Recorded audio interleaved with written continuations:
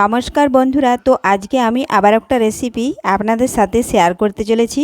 তো আপনারা স্কিপ না করে পুরো ভিডিওটা প্রথম থেকে শেষ পর্যন্ত দেখতে থাকুন আমি কিভাবে বানাতে চলেছি। চলুন তাহলে শুরু করি। তো দেখুন বন্ধুরা, তার জন্য আমি দুটো আলু নিয়েছি আর এখানে দেখুন 4টে কাঁকরোল নিয়েছি। তো প্রথমে আমি কাঁকরোলের আগা গোড়া একটু কেটে নিলাম, দিয়ে এরপরে আমি সরু সরু করে 4 ফালি করে কেটে নিচ্ছি। এভাবে সমস্ত কাঁকরোলগুলো আমি কেটে নেব।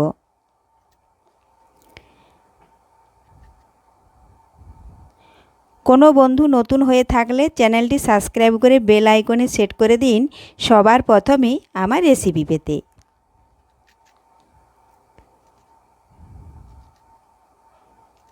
তো দেখুন বন্ধুরা, কাঁকরোল কেটে নিয়েছি আর একটা কাঁকরোল আছে, কেটে নিচ্ছি।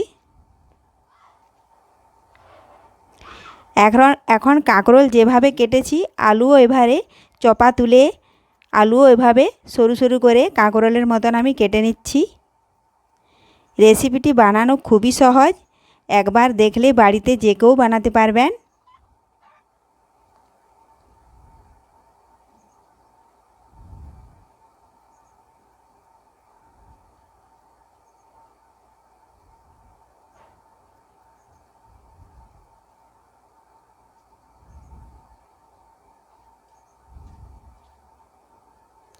তো দেখুন বন্ধুরা, কাঁকরোল ও আলু আমি কেটে নিয়েছি। এখন জল দিয়ে ভালোভাবে ধুয়ে নেব। তো কড়া বসিয়েছিলাম, তেল দিয়েছি, গরম হয়ে গেছে। এখন প্রথমে আমি সয়াবিন আগে থেকে ভিজিয়ে রেখেছিলাম, সয়াবিনগুলো একটু ভেজে নেব। সয়াবিন কড়ায় দিয়ে দিলাম স্বাদ মতো লবণ ও 1 চিমটে হলুদ গুঁড়ো। এখন নাড়াচাড়া করে একটু আমি সয়াবিনের কাঁচা গন্ধটা যাতে চলে যায় একটু ভেজে নিচ্ছি। তো দেখুন বন্ধুরা, ভাজা হয়ে গেছে। এখন আমি সয়াবিন একটা অন্য পাত্রে তুলে নিচ্ছি। এবার ওই কড়াতে আবারও পরিমাণ মতন সাদা তেল দিয়ে তেল ভালোভাবে গরম করে নিচ্ছি। তেল ভালোভাবে গরম হয়ে গেছে। এখন আগে থেকে কাঁকরোল কেটে রেখেছিলাম সেটা এখন তেলের মধ্যে দিয়ে দিলাম। এখন দেব স্বাদ মতো লবণ ও পরিমাণ মতন হলুদ গুঁড়ো।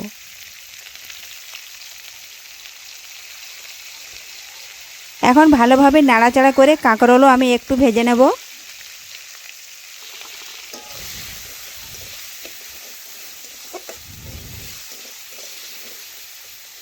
তো কাঁকরোল যাতে ভালোভাবে ভাজতে ভাজতে সেদ্ধ হয়ে যায় একটু আমি ঢাকা দিয়ে দিচ্ছি।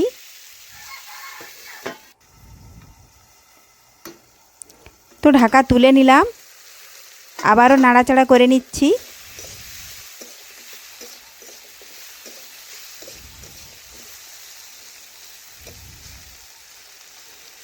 এখন এক পাশটা হয়েছে আর অন্য পাশটা হয়নি, সে পাশটা আমি উল্টে দিচ্ছি। তো দেখুন বন্ধুরা, কাঁকরোলগুলো ভেজে নিয়েছি। তো কাঁকরোল এখন আমি অন্য একটা পাত্রে তুলে নেব।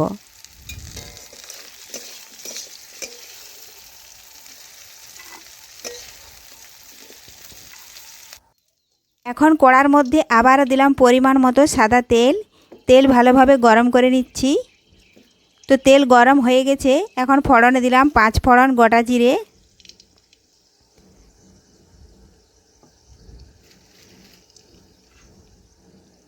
একটু ভেজে নিয়ে দিলাম একটা তেজপাতা,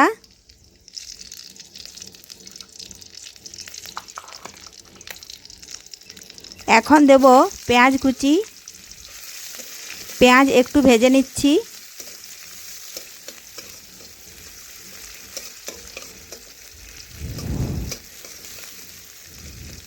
তো পেঁয়াজ ভাজা হয়ে গেছে, দিলাম টমেটো কুচি। টমেটো একটু পেঁয়াজের সাথে ভেজে নিচ্ছি। এখন দেব আলু ও গাজর কেটে রেখেছিলাম সেগুলো দিয়ে দিলাম। হলুদ গুঁড়ো, লঙ্কা গুঁড়ো, লবণ ও ধনে গুঁড়ো। এখানে নিয়েছি এই চামচে 1 চামচ আদা, জিরে, রসুন ও কাঁচা লঙ্কা বাটা। ভালোভাবে এখন একসাথে মশলার সাথে কষে নিচ্ছি।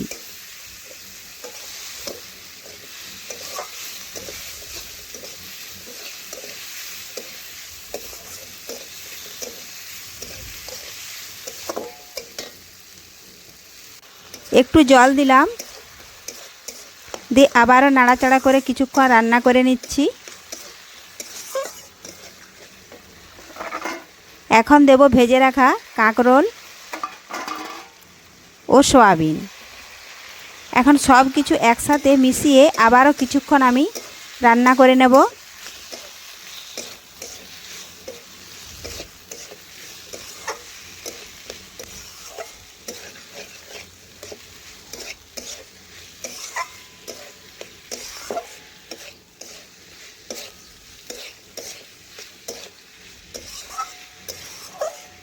তো দেখুন বন্ধুরা, সব কিছু ভালো মতো আমি কষে নিয়েছি। এখন দেব পরিমাণ মতন জল, যাতে কাঁকরোল, আলু ও গাজর ভালোভাবে সব কিছু একসাথে সেদ্ধ হয়ে যায়। এজন্য আমি পরিমাণ মতো জল দিয়ে এখন কিছুক্ষণ আমি ফুটে যাওয়া পর্যন্ত অপেক্ষা করব।